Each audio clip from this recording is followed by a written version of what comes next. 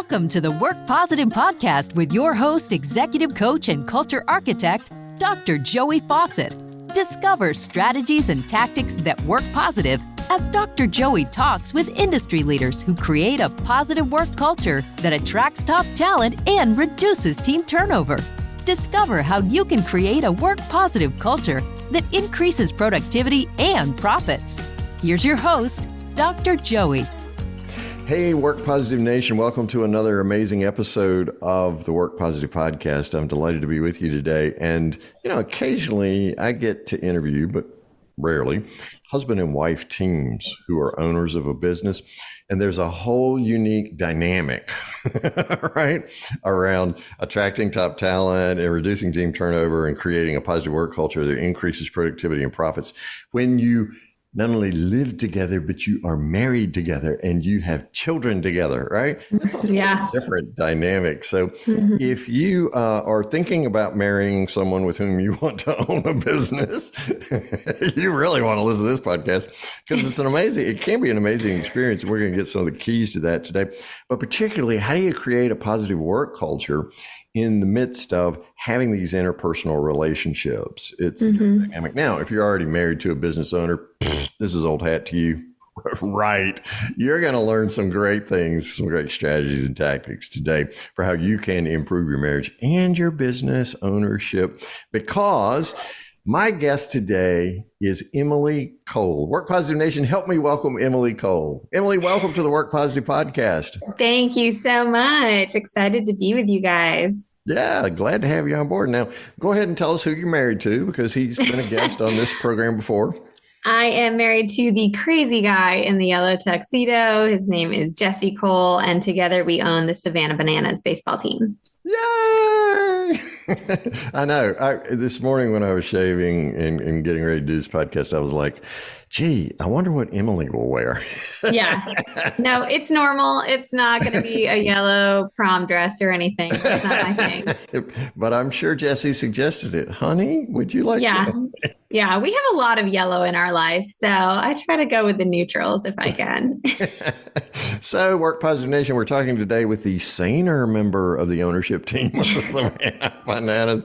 If you missed that episode, be sure to go on YouTube or our website at workpositive.today. Watch the video, because Jesse shows up and shows out in a yellow tuxedo with a yellow shirt. And Emily, I got to ask you, what's with the top hat? Because, I mean, that's quite distinctive. He's a showman.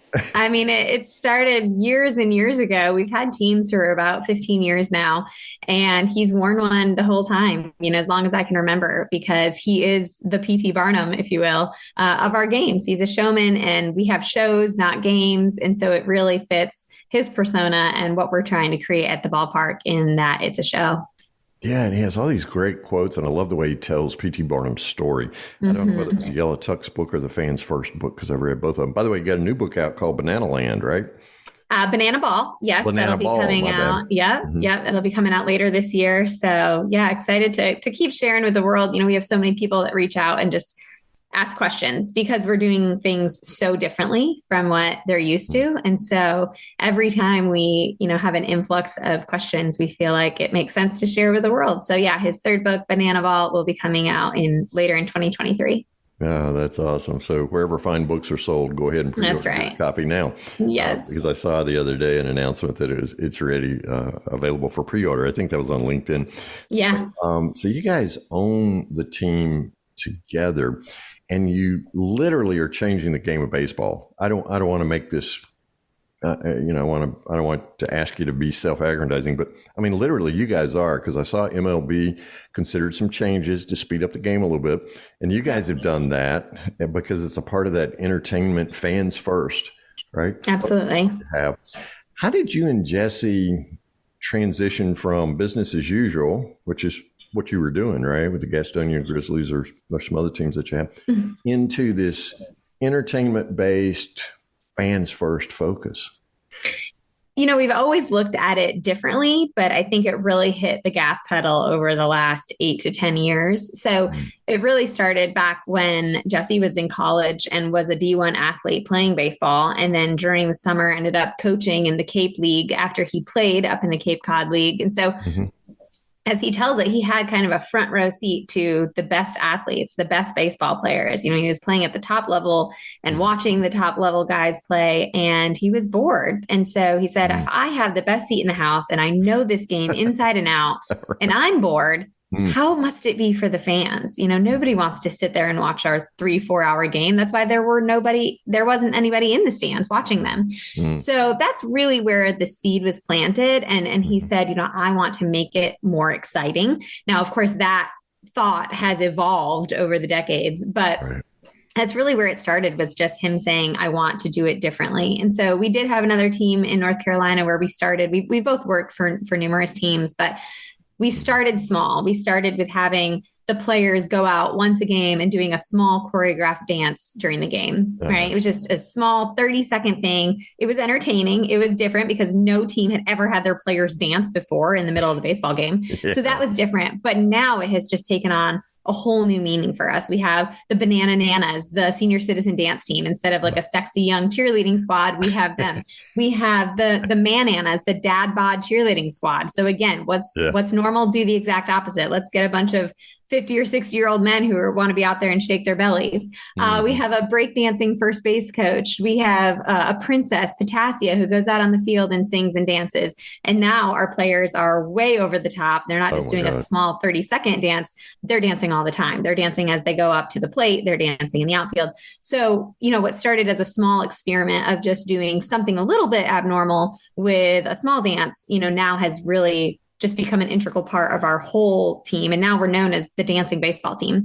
So it really just started with us saying, let's be a little bit different because things are kind of boring in this sport. And the average age of the baseball fan is getting so much older, while a lot of other sports have younger fan bases coming in, like soccer, for example. It's a lot of younger kids that are signing up to play it. Whereas with baseball, Little League numbers are declining. The average age of your average baseball fan is, you know, I think a 60-year-old white man right now. That's like the profile. It's me. My people. Yeah. So no offense if you're a baseball purist, but we were just noticing that I mean, I want to see kids play.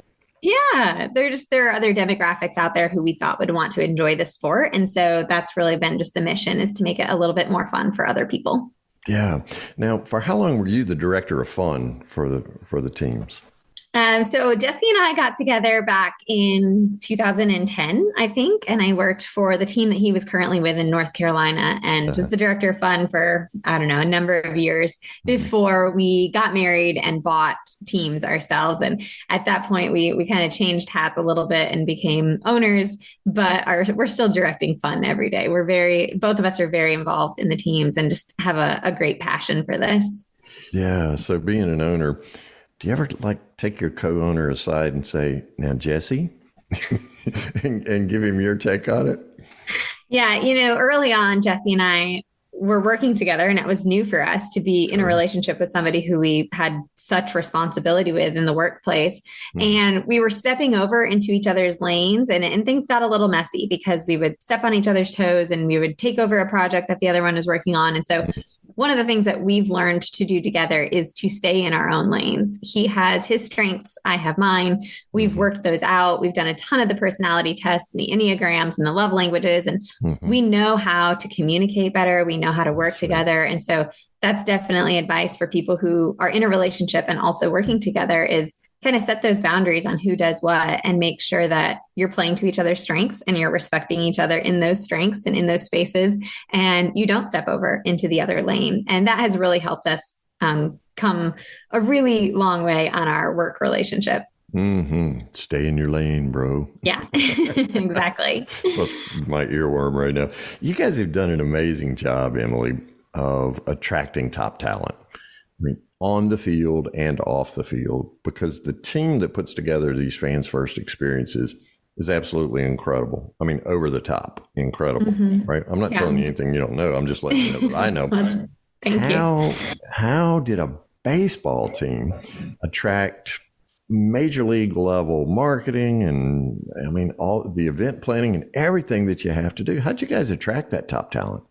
Well, I will say that it did not start out that way. In the beginning, when we first named the team the Bananas, I mean, people hated us. We were getting hate mail, and it was very hard to get people to come work for us.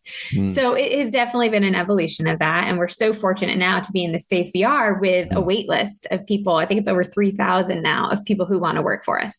But it didn't start like that. We had to start small and be true to who we were and know that just like with fans, this wasn't going to be for everybody. Not everybody was going to come watch a baseball game that was a circus. And it's the same with employees. Not everybody was going to take us seriously and want to come be a part of this circus. But there are a few of them out there. So if we stayed true to ourselves and shouted from the mountaintops who we were and what we believed in, it has become easier and easier to attract people because we stood for what we wanted and what we believed in. And those people saw us out, right? It's not for everybody. And we'll say that over and over again, but it is going to be for some people. And so I think it's also been helpful to be in the day and age we are with social media. There are so many young people who see us online and say, that's fun. I want a fun job. Why does fun have to be work? And, that whole stigma of get a job and stay there for 60 years and clock in at 8 o'clock and clock out at 6 o'clock. We don't do that anymore as a society. And so you have these young people who are saying, no, I want to have fun at work. I don't want to just go be responsible. That's not what I want. So we have this whole generation of people who want to enjoy themselves and have pleasure in their work. And so we are fortunate that, again, when we scream from the mountaintops or when we post on TikTok or whatever, people see these videos, they see us having fun, they see us making an impact because it's serious now too. It's not just this fun little small team. People want to be a part of that. And so over the years that has grown and our culture has gotten better and better because the people who are getting engaged with us and working with us really want to be there because they know what we're about and they've seen the zany things that we do and they're okay with that. So they know what they're getting into. And so really it's been an evolution of having to convince people in the beginning to now being so out there and so visible in what we are that we have a wait list of people trying to join us. And so we're very fortunate for that change, that growth. Oh, yeah. And with a waiting list of 3,000 crazy people who want to come have fun with the Savannah Bananas, right? So that's amazing. How did you know when your work culture was shifting to a place where you were attracting top talent instead of having to, kiss some frogs and hoping they turn into a prince? So every year we have interns, and our internship is really one of the best ways that we grow internally because almost all of our full-time staff, it's probably 75, 90, 80, 90% of our people who work for us full time started as an intern.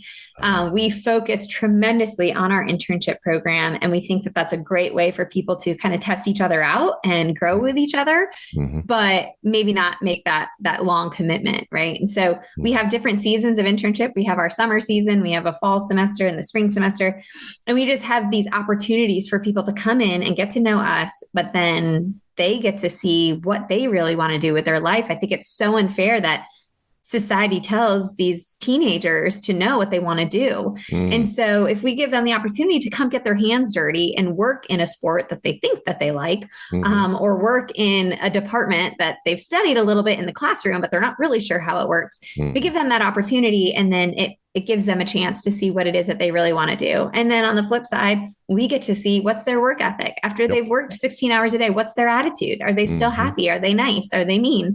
We're down in the trenches with each other. And so you get to know a lot about each other. And so this internship program has grown so much, and the students have had a really great experience, fortunately. So they've gone back to their schools and told their professors. We do a lot of speaking in college classes and just kind of spreading word and inviting people to join one of our intern programs. And so that whole program has really helped us grow and has helped our waitlist grow because it has spread for, again, these kids that are trying to figure out what they want to do. I think it's a great opportunity for them. And that has started to take notice in that whole demographic. And so how many interns do you have on average in a given season? Yeah, we do about 8 to 10 every season, and we do that about 3 times a year. For us, what we're doing is growing our bench. We've got 20 to 30 great candidates who we work really closely with throughout the year through these internships. And then when they graduate school, or even if they go on and get another job, 5 years later, they might call us up and say, okay, I'm ready to do this. And we're just deepening that bench and getting to know these people really well, seeing if they fit in our culture. And so from a selfish standpoint, it helps our brand grow so much because we've gotten to know these people and we know who we're bringing into our family and if they're the right fit. And then, of course, for them, it gives them a great opportunity to know what they want to do in life. So very, very great program that we're very proud of. I think all groups, all companies should do.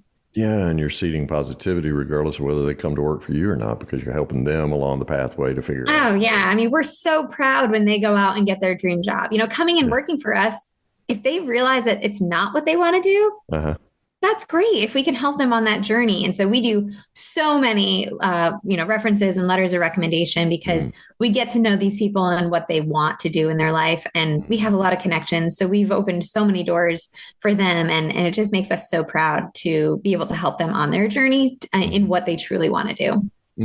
Yeah. So you're just seeding good things into their lives. And if they happen to want to come to work for the Bananas, then that's another conversation, but you're just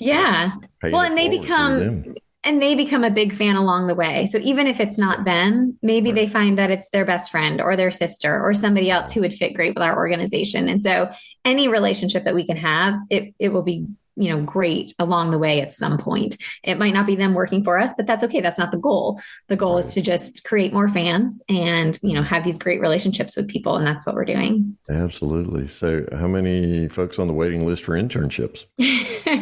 That list of 3,000 is interns and full-time. So it's just kind of a mix. Okay. Sometimes we'll have somebody in their 40s say, hey, I'll just come intern with you because I know I need to get my foot in the door. So it's awesome. Not only your high school and college students, it's just anybody who really wants to make a life change and come try to be a banana.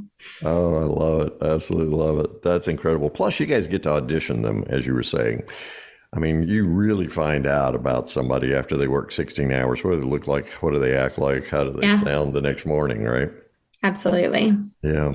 So you attract top talent in this way. How do you reduce the team turnover? Because, man, I saw a Monster.com survey the other day that said 96% of all Americans are looking for a new job in 2023. I was astounded by that number. So you guys must do something incredible to keep those teams in place. What we're doing, I don't think is anything mind blowing, but apparently it is different enough because we see the same stats that, everybody in their 20s, I think, is looking for a new job every 2.2 years or something. And it's just crazy. What I talked about earlier, somebody signing up for a job and staying there their whole life. I mean, we have gone to the complete opposite end of the spectrum. So, what we do is we really do have a work family. I know that you are either very against this or very for this, but being a family atmosphere, saying the words, I love you. And we do that in our office. I mean, we are so close with each other. We are at everybody's weddings and we go to funerals when somebody has something, important in their life or somebody important in their life who's passed. And we're at the baby showers. We go on vacation together. We've just become such a unit that we all have this goal of growing together, that we've become so intertwined in each other's lives that we feel like we feel like underdogs, which I think is helpful when you're a small organization and you're growing. Yeah, really. We're all on this mission to do it together. But we've become so close in achieving those things together. And I think that we're very clear with our people. We are constantly having chats and check-ins and, grabbing a beer or going out for dinner or lunch. And we're constantly talking to each other, constantly communicating. When we're coming up with visions and goals for the team, it's not a, top-down type communication. It's everybody is involved. Everybody brings ideas to the table. So it's very inclusive. I think that some of the younger, newer people feel included and feel important. I think that might help. So again, the stuff that we're doing doesn't seem crazy to me.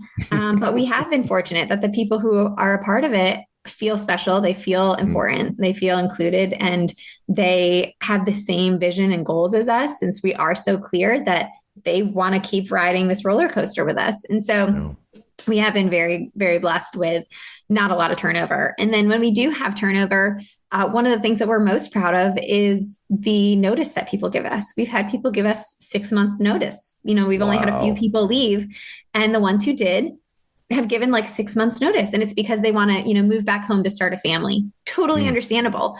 But because they respect their coworkers and the brand so much, they want to give us that runway to bring on somebody new. They want to help. We don't like to use the word train because we think animals are trained and people like to be led. But they have that forethought to bring somebody on and want to lead them in the position before they leave. And so just things like that are special. And we don't take that for granted, because that is really unique. That's not, it's so normal to just give 2 weeks notice or less and just walk out. Or just walk out the door on Friday afternoon. And so we have a culture that is the opposite of that. So grateful for the family atmosphere that we've built.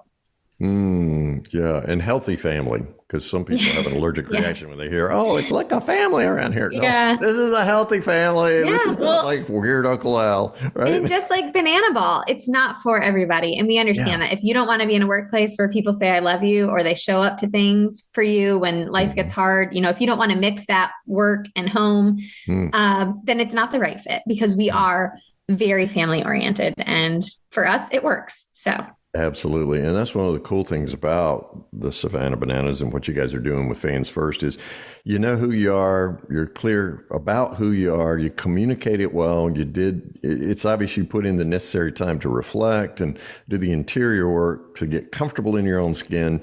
And everybody doesn't have to be like that. And it's not arrogant. It's just kind of the way it is. And so that allows you guys to do the opposite of what everybody else is doing. And that's what I'm standing here thinking, Emily, you're describing this I love you, family first atmosphere.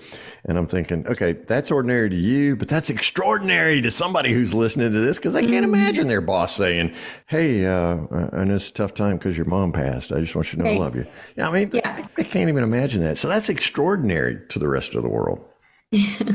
Emily Cole is the co-owner of the Savannah Bananas with her husband, Jesse Cole. What are some of the challenges that you face, right, in doing what seems to the rest of us as extraordinary, but to use ordinary? We don't, again, this might just be our Pollyanna positive outlook on everything. That's which, fine. Again, it's drives the people Work crazy. Positive podcast. You're fine. We don't really find challenges in it. Of course, as a group, there will be ups and downs, and there will be tough times that we go through, but everything is a learning experience for us. And so if we communicate something wrong and people are upset about it, or we just talk through it. And again, I know that sounds all rah, but we just look at it as a learning experience. Everybody on staff, again, we are very much not like a hierarchy where, the leadership team says something and everybody else has to obey. It's very open door. We're, always open to talking.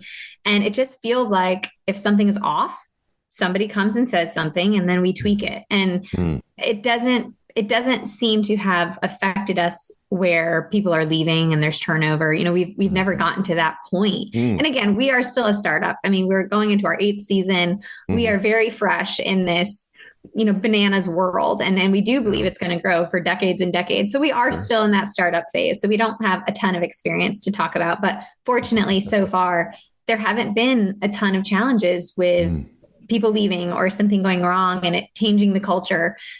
We've just fortunately stayed positive and kept the right people close to the organization and attracted more great people who have just come in and added to that culture.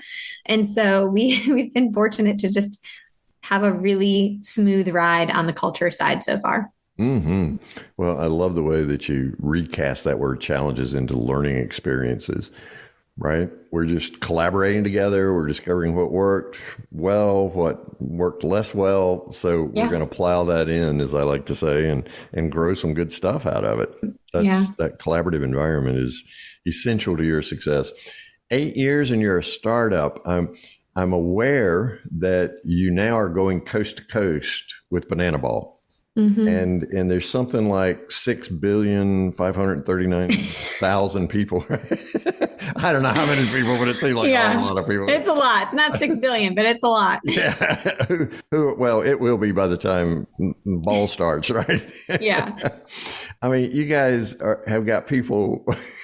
I've read my fingers are crossed, my toes are crossed. I'm praying, all this kind of stuff that I get tickets. Yeah. How in the world did you come up with this idea to let's take Banana Ball out of Savannah, let's take it out of just our league and go coast to coast? Yeah. So our leadership team was talking a couple of years ago, kind of in the heart of COVID, and saying, where are we going to go? How, this is a time to be able to sit back and reflect, and our business has slowed down tremendously.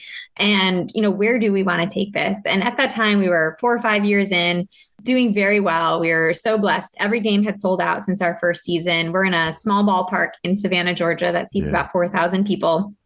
Which was big when we started. But over the years, we had this wait list of people who wanted to come to games. And so 4,000 seats a game was all of a sudden not nearly enough. And we heard every night that people were coming from across the world to Savannah. I mean, every night we have other countries. Every night we were having between 25 and 35 different states represented in this in the stands. And so we're seeing this and we're saying, hey, if the fans are telling us that they want to come see this, wouldn't it be better for them if we took the show to them? And that the whole mentality, every decision we make is it fans first? It's the name of our umbrella company. The team is the Savannah Bananas, but our company name is Fans First. And the lens of what we make every decision on is it fans first?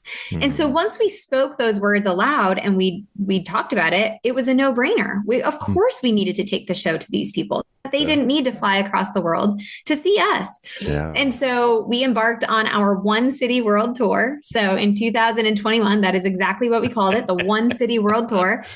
Because when we do things, we do try to be, fiscally responsible and make sure that we're making right decisions. So we always take a lot of small bets. And so this was a small bet for us. Hey, let's go to one city and let's see if this model works. Do people care outside of Savannah, Georgia? Now, where'd you go? Mobile? So we went to Mobile, Alabama. We had a conversation with a few different cities, but Mobile was very excited about the bananas.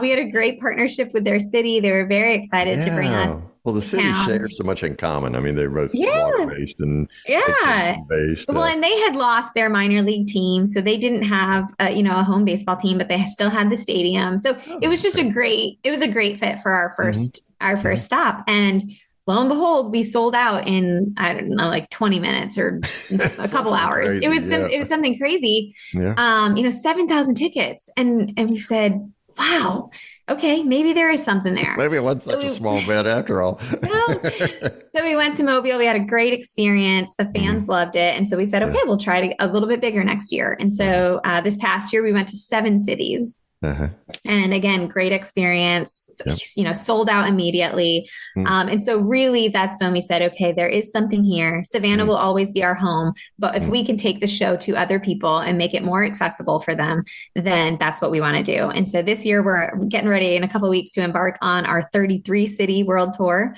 And we're already making huge plans for 2024, maybe going international, maybe playing at some really cool places. It's maybe not a baseball park. And so that's our goal now, is to just create more fans. And if we can do it by getting closer to them rather than making them come to us, we think that's pretty fans first. Oh, totally. Yeah. Tokyo would be an amazing place to play baseball. It's on our dream list. I'm sure we'll make it happen. That's what I'm thinking. Well, I love the way you said we took a small bet. Okay, we think it's a great idea. We think it's going to work. Let's go all in on one city and then 7 cities. And initially you weren't at 33 cities because you've added some to this coast to coast tour, right? Yeah. I mean, again, as you were saying earlier, the list of people who are now waiting for tickets has grown astronomically. We're so fortunate and so grateful. So what we've done is try to add as many games and cities as we physically can for this year. We want to grow smart as well, but the demand is there, and we hate disappointing fans. I mean, our name is Fans First. So it crushes us that there are 500,000 people or whatever the number is that cannot actually buy tickets this year. It's heartbreaking to us. And so where we could, we did add more dates and more cities. And so we're at our max for this year, but we're trying to figure out how to go to bigger venues and take care of more fans in the future. Well, look, after the podcast, I want to talk to you. My brother lives near Charleston, West Virginia, and he's turning 60 this year, and it's like the weekend. You guys are up there. So I want to talk to you about getting some tickets, okay? I know there are 500,000 people, but I just want to talk to you. I'm just saying, okay? Join the list. So Emily Cole is co-owner of the Savannah Bananas, but more importantly, the umbrella company, as she said, is Fans First. Go to the SavannahBananas.com website right now if you're on your Peloton or walking your dog or something. Hopefully your dog's got a Savannah Banana scarf on, right? That's right. Because you guys have those. I've got to order as soon as the weather warms up a little bit. You've got Hawaiian shirts that are Savannah Banana style. So I've got to get one of those because I love wearing those. So go to the SavannahBananas.com. It's in the show notes, and just pick yourself up some merch. If you're just listening, if you go on YouTube or on our website at workpositive.today, you can see that I'm wearing a Savannah Bananas hat, and it came off of the SavannahBananas.com website. By the way, you don't just get a hat in the mail, you get an experience. I got a yellow box, right? Mm-hmm. I mean, I thought, okay, well, my daughter and son-in-law just ordered me a hat. It's this huge box. It's yellow. There's this angry looking banana on the front of it, right? You open it up. There's all this yellow tissue paper. There's a personal note in there. I mean, what's ordinary to you guys, Emily, is extraordinary to the rest of us. So when you go Work Positive Nation to the SavannahBananas.com website, it's not just lip service. They're not just trying to sell tickets. By the way, I want to talk to you about the tickets for just a second before we say goodbye. They are creating a fans first experience. So tell us quickly, because this is some positive product stuff that we can begin putting into our companies today. You guys have an all-in ticket price. What is it, like $25 now? Yes, that's correct. In Savannah. Yeah, in Savannah. And you get not only a seat to watch the baseball game, to watch the greatest show on earth, right? But you also get what? Food? Yeah. So in Savannah, when we were launching the team, again, coming back to fans first, we said, what is something that you hate about events? What's a friction point? And the first thing that we were talking about was being nickel and dimed. You know, you go to an event, first of all, when you buy the ticket, there are all sorts of service charges and convenience fees, which are definitely not convenient at all. And sometimes those extra fees add up to more than the ticket. And that's just crazy. So starting there, we decided to eliminate all taxes, all fees, and we take that. So we eat that as a company, and whatever the price is on our website for merchandise, there's no shipping. For tickets, it's just the ticket price. We take care of all the taxes. So we took care of that. But what else when you get nickel and dimed? Usually you pull in, you pay for parking, then you go inside and you buy a hamburger for $5 and a beer for $8 and whatever it is. Right. And so we decided we wanted to make an all-inclusive ticket. So we, in Savannah, years and years ago, when we first launched, we became the first ballpark that was completely all-inclusive. So you can come to our game, and they are $25 tickets now, and it includes your ticket, but then all of your chicken sandwiches, hot dogs, hamburgers, chips, popcorn, dessert, cookies, and then your non-alcoholic drinks. So all of your soda and water. So what's, again, so great about this is that families can come, and mom and dad are not having to pull out their wallet over and over because the kids are pulling on their jacket, you know, asking for more money to go buy a hot dog. They can just go up to the counter and get it. It's included. Now, of course, we have things like ice cream and beer that are those novelty options that you can purchase if you want to, but you can come to the ballpark for $25 a person, enjoy the show, which is an amazing show. I would argue that it rivals with some of the other entertainment you're spending $25 on. And then you also get dinner. You also get your dinner and dessert. And so it was just very important to us to make sure that we were staying fans first, you know, true to that, and that we were not nickel and diming people. And so, yeah, it's a pretty great deal. When we do travel on the road, because we don't control the ballparks, the home team controls the concessions, and that's a way for them to make some money when we come to town. And so we honor that. But at all of our home games in Savannah, it is that all-inclusive ticket. That's absolutely amazing. And in my mind, made it possible for a family of four to go back into the sporting realm, right? Yeah. You've tried to take a family of four. I don't care what the sport is, any kind of sport. Family of four for $100. No, not going to happen. So thanks for being sensitive to where people are in terms of discretionary income. Yeah. But also, man, it's paid you guys back in dividends because you get to create the kind of experience that you recalled. And very, very blessed to make. So Emily Cole, the SavannahBananas.com. She's the co-owner of the Savannah Bananas along with her husband, Jesse. Work Positive Nation always wants to know from my guest, Emily, so I got to ask you, you know, you've talked about all these ordinary things for you guys that are extraordinary to the rest of us. What's one thing someone who's listening to this podcast can do today to help create a positive work culture? I should have listened to Jesse's to make sure his podcast to make sure I don't say the same thing, but something that we really believe in. So it could have been something he touched on is something that we learned from Magic Castle Hotel in LA.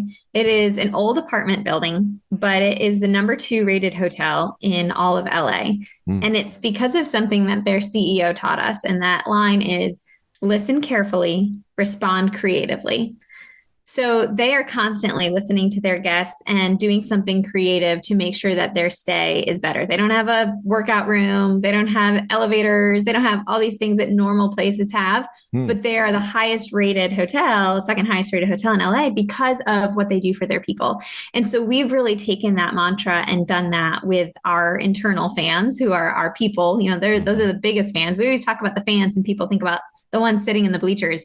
But for us, it's the people who work for us. And so we, as a leadership group especially, but really the whole team, we listen carefully and respond creatively to our people. So we try to just stay tuned into what's important in their lives. We've done a lot of trips that we've sent people on. We have 1% of our top line budget we used to surprise and delight our people. And so 1%, you know, I would challenge everybody that they can do that in their organization. Even if you can't, you can make it a smaller amount, but what can you pull aside to surprise and delight your people? And so we listen from people. Hey, it's a bucket list trip to Ireland with your dad. Okay, we're going to take care of that for you. It's going to the 18th hole at the Waste Management golf tournament because that's the crazy fun, you know, tournament hole that you want to be a part of. So we send people there.